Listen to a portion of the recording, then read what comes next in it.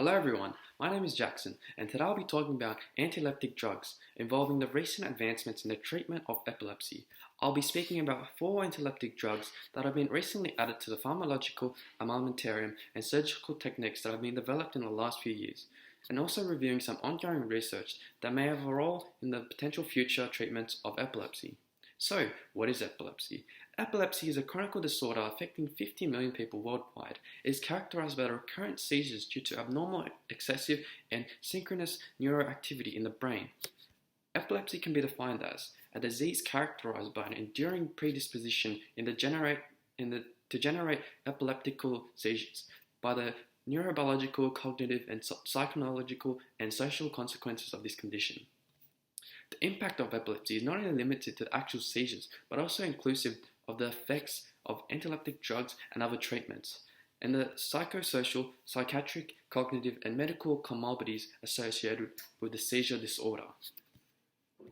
In the last 5 years, new anti-epileptic drugs have been introduced, including lacosamide, LCM, ezogabine, EZG, eliscobazepine, ESL, and permapul, PER. To begin with, lacosamide. LCM is an anti-epileptic drug that enhances the slow inactive state of voltage-gated sodium channels, making the number of these channels less available for activation without affecting the fast inactive state. The inactivation prevents channel opening, helping stop action potential in the depolarized neurons in the epileptic focus.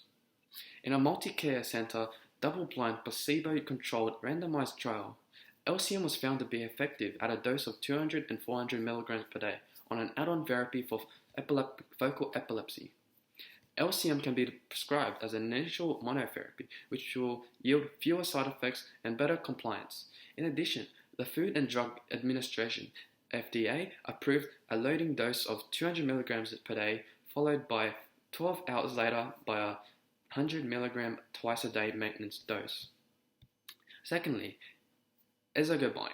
EZG is a novel anti-epileptic drug that is used as an add-on treatment for treatment-resistant focal epilepsy.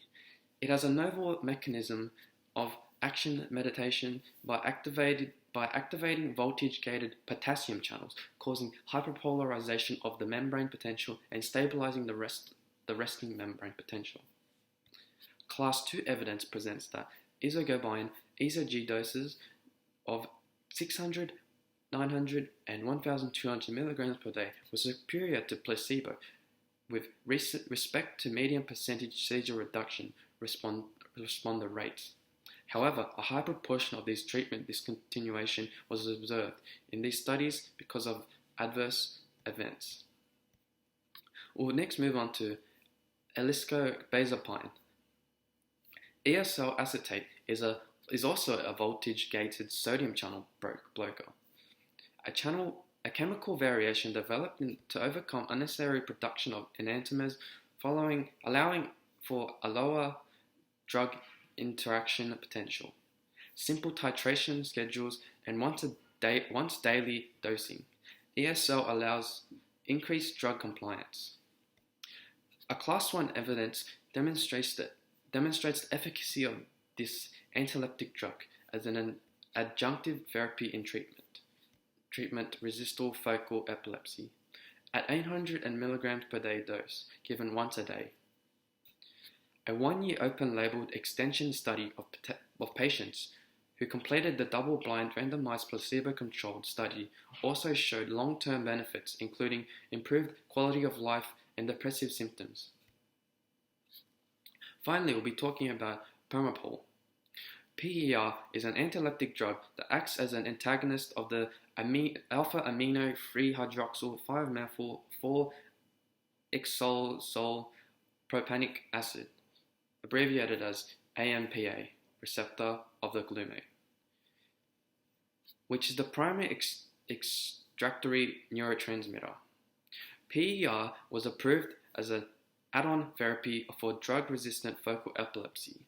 Although it is neither an enzyme inducer nor inhibitor, its clearance can be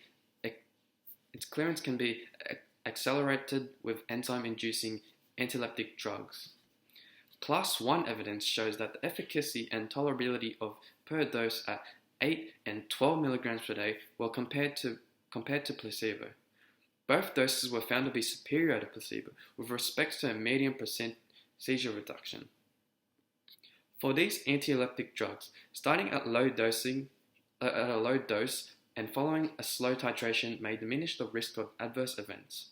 A careful rest benefit should be performed before starting some of these anti-epileptic drugs, such as EZG and PER.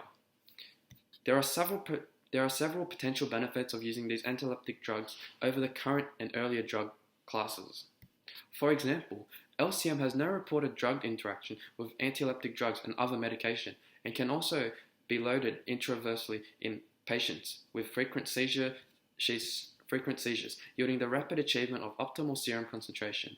ESL is structurally modified to minimize the side effects and has longer half-life, allowing for once-a-daily dosing, which will improve compliance. Several of the new anti-epileptic drugs, including PER and EZG, have mechanisms of action that are not shared with any other available anti-epileptic drugs, and can be used in combination with the anti-epileptic drugs, potentially increasing efficacy. Thank you.